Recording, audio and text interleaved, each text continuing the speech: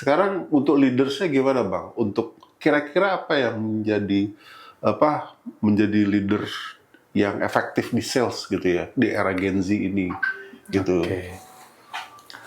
Oke, pertama tadi visi ya, harus jelas loh. Dia harus jadi kompas dong. Dia harus jadi kompas buat timnya. Kalau dia nggak bisa ngarahin timnya, nggak punya arahan yang jelas, selesai juga tim ini apa nih, bos gue gitu ya. Oke. Yang kedua harus adaptif. Adaptif tadi. Adaptif. Jadi dia harus bisa masuk di generasi itu. Oke. Iya kan? Nah, generasi itu maunya apa? Maunya ya mungkin kalau bisa merakyat atau whatever gitu ya. Ya, tidak susah dihubungi gitu ya. Itu adaptif. Yang ketiga tadi empati. Empatinya harus kuat. Jangan bilang abang dulu begini, kamu begini aja nggak zamannya lagi Om. Selesai kalau kita ngomong gitu. Pernah pengalaman Bang itu? Ada Om. Jadi gue ini kan suka kalau gue keliling tuh hobi gue tuh naruh kartu nama ke teman-teman yang di field. Kenapa tuh Bang? Biar mereka bisa akses gue aja. Kalau ada apa-apa mau tanya ya. Tapi tolong jangan WA gue bilang, email. Manajernya ngeri dong. Ya enggak juga Om. Kadang-kadang kan kalau area manajernya ngeri dong. Juga. Mereka juga boleh kok ya email. Cuma maksud gue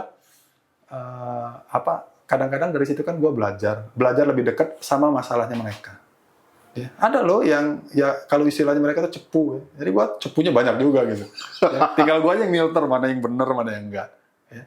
Nah, yang begitu tuh ngelatih empati juga. Oh ternyata yang menurut kita mudah belum tentu menurut orang.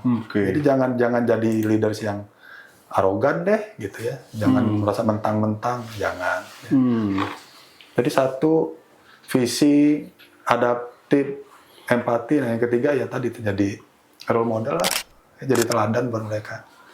Karena yang paling gampang ngajarin Gen Z adalah ngasih contoh tadi. Benar, paling gampang ngasih contoh. Iya. Kadang-kadang bukan ngajarin, mereka pengen bukti juga. Ini yang ngomong sama gue ini bisa nggak gitu? Bisa ngajarin nggak gitu ya? Itu kan Gen Z itu ya katanya agak bedanya tipis Om. Lagi kerja sama lagi main gitu. Benar. Ya kita harus bisa adaptasi lah sama kondisi itu. Jangan baper juga. Gue kalau kadang-kadang kalau meeting ya kan nih umur berapa Om? 25 kan? Beda pengalaman hidup. Iya. Bahkan kalau ngaku umurnya 25 juga, beda pengalaman hidup. Karena sejak umur 25 lupa umur gitu. Nah, itu cara masuknya ke Gen Z begitu. Jadi menurut gua kalau kita udah sejajar, mereka juga nyaman kan mau bicara apapun. Dan kita jangan baper, jangan bilang ini anak orang ayahnya sama ibunya belum jadian, gue udah nyeles aja kok jadi begini yang ngomongnya, jangan baper. Nggak bisa.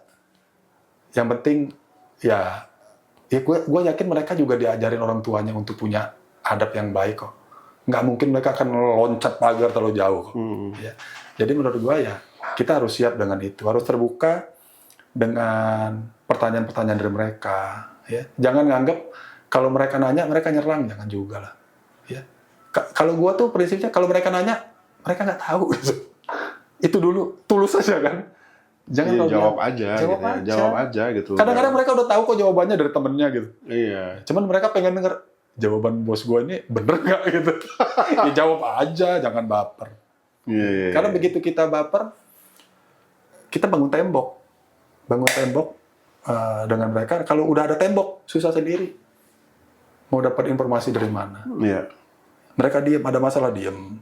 Ujung-ujungnya nggak nyampe target. Resign. Maaf ya, buat curang. Kalau kita di banking kadang-kadang fraud segala macam kecil-kecil. Bisa jadi kan? Nah, menarik Bang.